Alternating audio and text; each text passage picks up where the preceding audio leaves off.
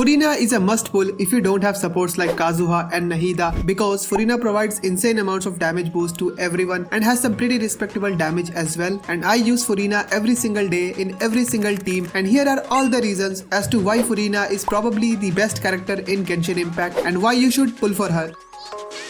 First and foremost, FURINA is a support, a damage buffer to be exact, and she gives the damage boost with her elemental burst. So after using her elemental burst, FURINA gains fanfare when any teammate loses or heals HP, and for every 1% of max HP lost or healed will result in 1 fanfare point, and the maximum amount of fanfare point is 300 at C0. With constellations, the maximum amount of fanfare increases, but I'm talking about C0 FURINA in this video, so we are sticking with 300. And you will receive damage increase and healing bonus based on the amount of fanfare points you have. So at level 10 elemental burst, the conversion ratio is every 1 point of fanfare increases damage dealt by 0.25%. So at maximum fanfare points, you will receive a total of 75% damage increase, and this is a team-wide damage increase, so your off-field sub DPS like Xiangling, Yaimiko, Yelan, all of them will get this damage boost, and at the same time, healing bonus increases by 0.1% up to a maximum of 30%, and her burst lasts for 18 seconds with 15 seconds cooldown, and the energy cost is relatively low for such a powerful burst at only 60 energy. So with this, not only your characters will do increased damage, but your healers will also heal more, which in turn will result in more fanfare point generation. So in a way, FURINA made most healers relevant again, and characters who can manipulate their own HP are best paired with FURINA to quickly max out fanfare points. But that is not all. FURINA can do pretty good damage as well with her elemental skill. After using her skill, she summons familiars based on her current Archie alignment, which is indicated by her outfit and hairstyle, and you can switch between her Archie alignment by using her charge attack. If she is Pneuma aligned, she will summon Singer of Many Waters, who will heal nearby active character based on her max HP at certain intervals. And when she is Usia aligned, she will summon 3 Salon members who will attack nearby enemies at certain intervals, prioritizing the target of the active character. And when they attack, if your characters have more than 50% HP, the members will increase their damage based on the number of such characters and consume said character's HP. If 1, 2, 3 or 4 characters are present with more than 50%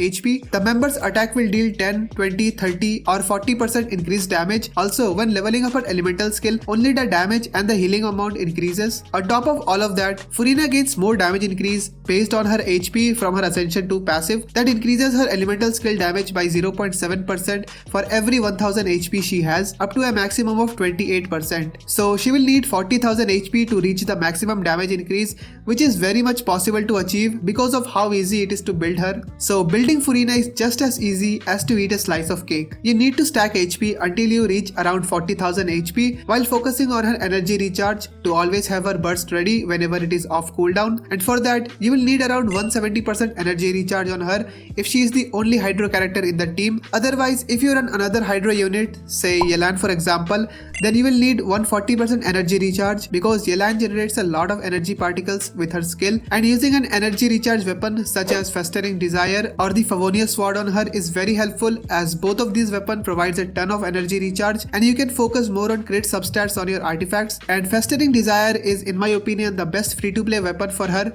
as it is also her best DPS weapon because of its passive that increases the elemental skills damage and crit rate. And for artifacts, the best set for her is the Golden Troop that increases her elemental skill damage by a lot if she is off field, which she is almost all the time. So a good FURINA build will look something like this, around 40,000 HP with decent crit ratio and with optimal energy recharge. And she does not need Hydro damage bonus as she gets a lot of damage bonus from her passive and skill. So going for a HP % goblet is better than Hydro damage bonus goblet in most scenarios. But you know what is even better than that? FURINA's team options. FURINA can fit in virtually any team with any character and make them stupidly powerful, but characters like Neuvillette and Riosley who can manipulate their own HP are best with her, but other DPSs can also greatly benefit from FURINA by using a good healer like Baizu or Jean to quickly maximize fanfare points. And for Dendro DPS like Alhaitham, FURINA is the best support because of her Hydro application. So her Hydro application is not very fast like Xingqiu or Yelan's, but that is a good thing in Quick Bloom teams where most of the Dendro cores are wasted because only 2 instances of Hyper Bloom damage can occur at once. So having more than 2 Dendro cores at a time will not increase your damage, but on the contrary, she struggles with Pyro DPSs where you need fast and consistent Hydro application to trigger Vaporize, and and sadly she is not very good at that, and in those teams you will need another fast Hydra applicator like Yelan. But aside from them, she is basically the best support for anyone, and if you pair Shenyun and Furina together,